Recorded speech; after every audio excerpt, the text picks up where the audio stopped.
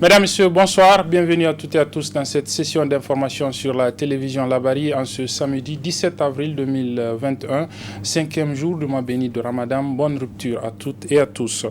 L'ONG École Parrainage et Action de Développement EHPAD Niger organise depuis ce matin une session de formation pour les web activistes, les blogueurs et les organisations de la société civile du secteur des médias nigériens avec pour objectif d'améliorer leur connaissance, la connaissance donc, de ces acteurs sur les droits humains et sur la loi portant répression de la cybercriminalité. Le résumé de la cérémonie d'ouverture de cet atelier avec nos reporters Khalid Bourema et Nafissa Yahaya. L'objectif visé à travers cette deuxième session de formation initiée par l'ONG École Parrainage et Action de Développement EHPAD à l'endroit des 60 web influenceurs, blogueurs et organisations de la société civile du secteur des médias de Niamey et d'améliorer la connaissance de ces acteurs sur les droits humains et la loi sur la cybercriminalité. Aujourd'hui, nous sommes heureux de recevoir parmi nous M. Diori de Alternative Espace Citoyen, qui est juriste de formation, qui va vous entretenir sur les droits humains de manière générale. Parce que, comme nous l'avons rappelé, le Niger a adopté en 2019 une loi plus ou moins liberticide, appelée loi sur la cybercriminalité. Et vous savez bien que c'est vraiment un trou pénal noir pour les web activistes que vous êtes, parce que les peines encourues varient de 6 mois à 3 ans, et la suite dit même que les peines complémentaires peuvent être requises. C'est dire donc qu'on veut véritablement confiner les web activistes que vous êtes dans le silence, de peur effectivement de tomber sur cette loi-là. Vous allez devoir en tout cas vous résigner. Alors, nous avons estimé en son temps qu'il fallait d'abord élaborer ces règles de bonne conduite-là pour que les utilisateurs du web que vous êtes, vous puissiez avoir en tout cas un code de la route qui vous permet de ne pas tomber dans le piège. Il est attendu des participants à cette formation la promotion d'un espace médiatique responsable, crédible et fiable fondé sur les droits humains, a laissé entendre le coordonnateur Sidi Koumoussa. L'objectif que le projet s'est visé, c'est un rappel également, c'est qu'à travers votre activisme, vous puissiez impacter positivement sur les politiques publiques et les droits humains. Nous n'entendons pas renforcer vos capacités pour que vous fassiez de la diffamation, pour que vous fassiez de la diffusion de fausses informations. Loin s'en faut. Mais notre ambition, nous avons compris que les jeunes que vous êtes aujourd'hui, en tout cas, un nouveau monde qui peut également apporter sa contribution. J'ose espérer en tout cas qu'après cette formation sur les droits humains, vous comprendrez que vous avez des droits et qu'un droit ne se donne pas sur un plateau d'or, il doit s'arracher, et pour l'arracher, c'est à travers les luttes. Je ne voudrais pas trop m'appesantir sur cette question. Je pense que Diori va beaucoup nous aider à avoir une meilleure compréhension sur ces sujets-là. Je souhaite en tout cas que ces échanges que nous aurons soient des échanges assez fructueux, mais je souhaite également que les publications qui vont être faites également puissent être des publications véritablement de bonne facture. À noter que cette session de formation de 3 jours a été financée par le Royaume du Danemark au Niger à travers l'ONG Oxfam. Les autorités de la ville de Niamey ont décidé de baptiser une des rues du quartier abidjan de Niamey qui passe à la devanture du feu Munkela Yakuba, dit Munkela Sakwara de son nom. La rue ainsi que le rond-point adjacent, la mosquée de Grande Prière de Niamey porte désormais donc le nom de cet illustre fils du pays. La cérémonie de baptême s'est déroulée ce matin donc en présence du gouverneur de la région de Niamey, du président de la délégation spéciale de la ville de Niamey, d'autres invités mais aussi de la famille du défunt Munkela Yakuba dit Munkela Sakwara. Le résumé de cette cérémonie avec nos reporters Nasser Sedou et Asmaou Sedou. Honorer la mémoire de ce digne fils du pays du nom de Munkela Yakuba dit Munkela Sakwara qui a servi la nation avec dignité, que cette voie et le rond-point situé au quartier Abidjan derrière la grande mosquée ont été baptisés à son nom. Une décision de grâce aux autorités de la ville de Niamey. Monsieur Munkela Sakwara, de son vrai nom, Munkela Yakuba, est né le 12 janvier 1930 à Sakwara, région de Tillabéri. De retour du Ghana, où il avait passé une bonne partie de sa jeunesse, nanti d'une grande expérience de la vie, il se lança aussitôt dans l'entrepreneuriat à travers le transport. Il fut ainsi l'un des premiers transporteurs du Niger, devenant très vite président du syndicat national des transporteurs nigériens. Sa très grande générosité et son élégante courtoisie le furent vite distingués et répondre au sobriquet qui se voulait flatteur de Munkela Sakwara. C'est en étant à ce poste de président du syndicat que, nationaliste et entreprenant, il eut l'idée de construire une salle de cinéma, le cinéma Sony Alibert, inauguré le 18 décembre 1971 par le président de l'époque, son Excellence Djori Amani, qui aura fait le bonheur de la jeunesse des années 1970 et même 80. Ensuite, il associa un partenaire à la personne du feu Alhaji Ibrahim Moussagro, avec qui ils créèrent la Sonexi, Société nigérienne d'exploitation cinématographique.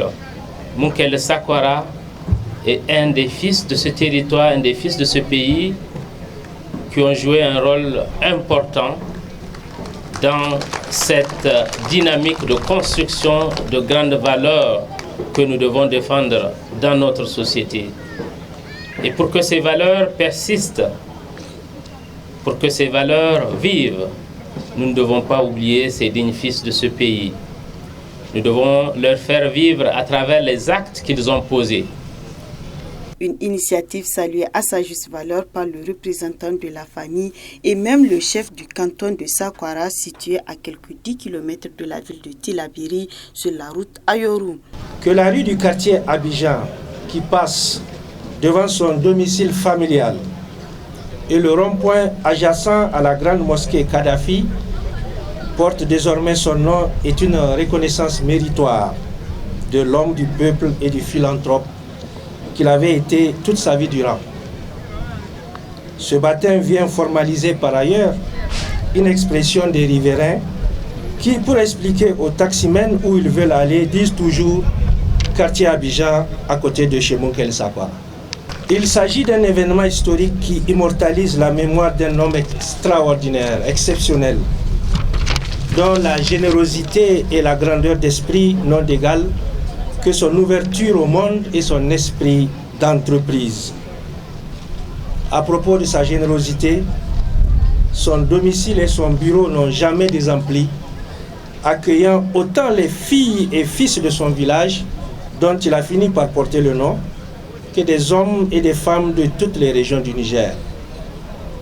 Cette générosité était authentique car accomplie au nom de Dieu.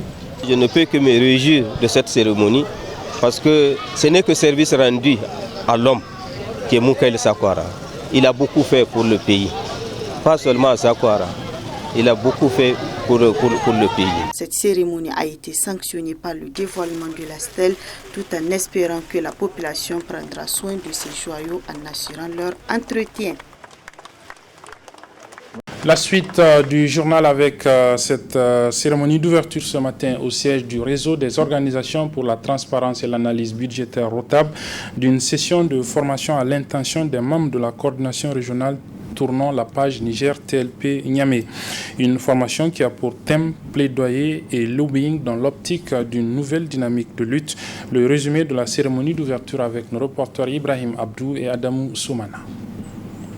Ausculter d'autres moyens de lutte dans le cadre du combat citoyen, tel est le souci qui a guidé le mouvement tournant la page Niger, a initié la présente rencontre avec les membres de sa coordination régionale de Niamey.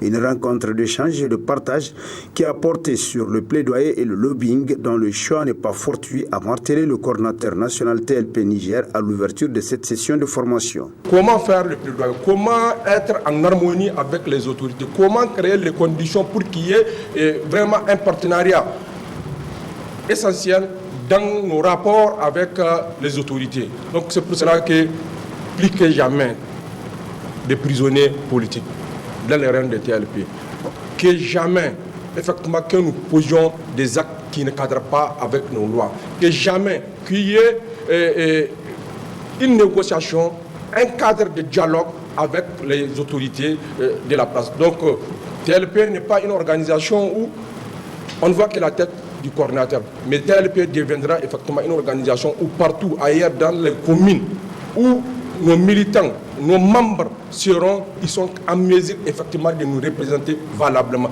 En marge de cette formation, le conférencier n'a pas manqué de souligner toute l'importance de ces cadres d'échange. Aujourd'hui, le mouvement citoyen a plus d'activités à mener dans le cadre de ses activités régaliennes du contrôle citoyen de l'action publique. Alors dans ce cadre, on a plus que jamais besoin des techniques, des nouvelles techniques, n'est-ce pas, des méthodes pour engager plus de résultats. Cette formation va permettre aux participants de sortir outillés, en tout cas avec des nouvelles techniques et méthodes qui vont leur permettre de faire face à leur travail au quotidien, n'est-ce pas, et qui est celui du contrôle citoyen de l'action publique. Parce qu'aujourd'hui, le mouvement Tenons la page Niger est connu de tous. C'est un mouvement qui est implanté pratiquement dans toutes les communes du Niger, dans toutes les régions, à travers les coordinations régionales.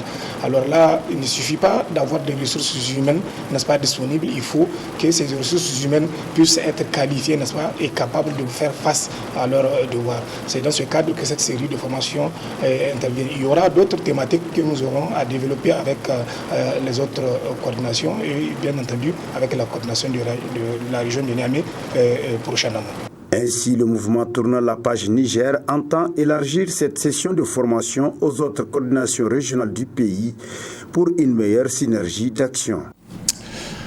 Aujourd'hui, 17 avril, c'est la journée internationale des prisonniers politiques, une journée qui intervient une célébration donc de cette journée qui intervient au Niger au lendemain du processus électoral, au cours duquel plusieurs acteurs politiques ont été emprisonnés, justement, occasion pour le coordinateur national de la campagne Tournons la page Niger, M. Michael Zodi, de rendre un hommage à ces prisonniers politiques. Nous l'écoutons. Permettez-moi d'avoir une pensée toute particulière à tous ces prisonniers politiques qui sont dans le monde.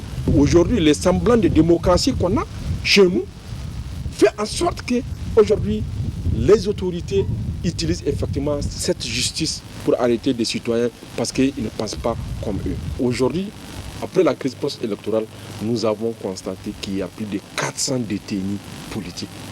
400 personnes qui ont été arrêtées, qui sont dans les geôles parce qu'ils n'étaient pas d'accord avec la façon dont le processus électoral a été connu. Par rapport à la grande mette au niveau de l'armée, vous allez constater qu'effectivement qu'il y a plusieurs vrais coups d'État qui ont été fomentés et aujourd'hui plusieurs militaires sont dans les geôles parce que leur façon de faire, leur vision ne cadre pas avec la vision de ceux qui dirigent. Et les journalistes, plusieurs journalistes ont été enquêtés.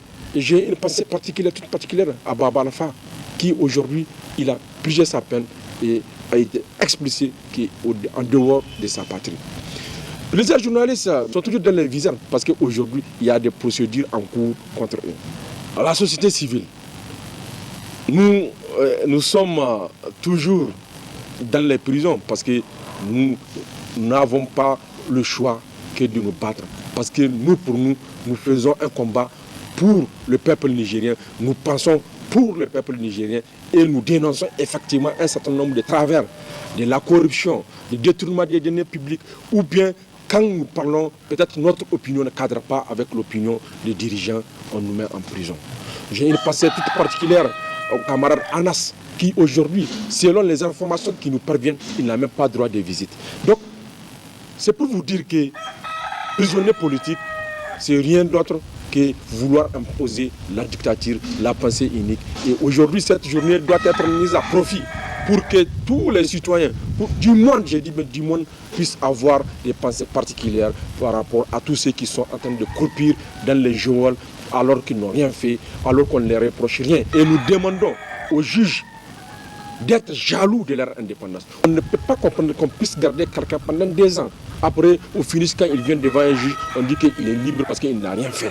Donc, c'est pour cela que je pense bien que les magistrats, nous lançons un appel aux magistrats, aux juges qui sont jaloux effectivement de leur indépendance, de saisir cette occasion pour que dorénavant, plus qu'il n'est plus que jamais ça.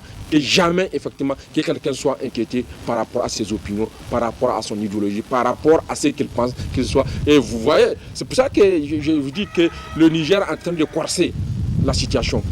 Regardez, au moment où on demande à ce que l'État dessus le ton par rapport au détourné des deniers publics, par rapport aux corrompus, par rapport, non, l'État réfléchit comment empêcher aux citoyens de parler en adoptant deux lois liberticides, la loi sur la cybercriminalité, aussi la loi sur l'écoute. Donc vous voyez, donc, dans quoi nous sommes en train de nous embarquer alors que nous pensons que l'État de droit est la meilleure chose qui puisse nous arriver parce qu'aujourd'hui nous avons le temps, le courage et aussi l'espace libre de venir dire ce que nous pensons. Le rétrécissement de l'espace civique où on empêche aux citoyens de jouir de leurs droits constitutionnels. C'est la Constitution qui le dit. Voilà, c'est donc sur cette pensée du coordonnateur de la campagne Tournons la page Niger, Michael Zodi, aux prisonniers politiques à l'occasion de la célébration aujourd'hui 17 avril de la journée internationale qui leur est dédiée que se referme cette édition, mesdames et messieurs. Merci de l'avoir suivi, merci aux équipes techniques et rédactionnelles qui m'ont aidé à la présenter. Les programmes se poursuivent sur la télévision Labari. Au revoir.